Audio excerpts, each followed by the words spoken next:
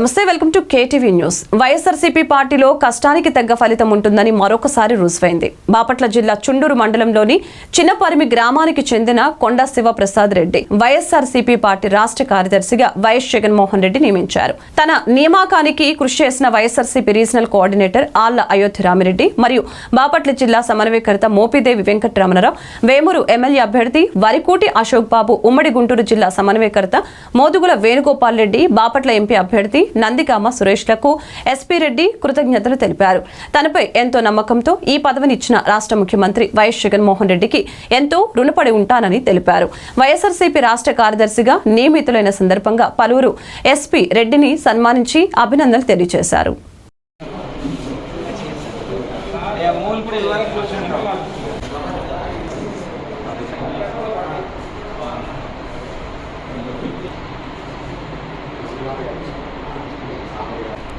వైఎస్ఆర్సీపీ కేంద్ర పార్టీ నుంచి జగన్మోహన్ రెడ్డి గారి ఆదేశాల మేరకు మా అన్నగారు శివప్రసాద్ రెడ్డి గారికి, కొండా శివప్రసాద్ రెడ్డి గారికి తను పార్టీకి చేస్తున్న సేవలను గుర్తించి కేంద్ర పార్టీ కార్యాలయం నుంచి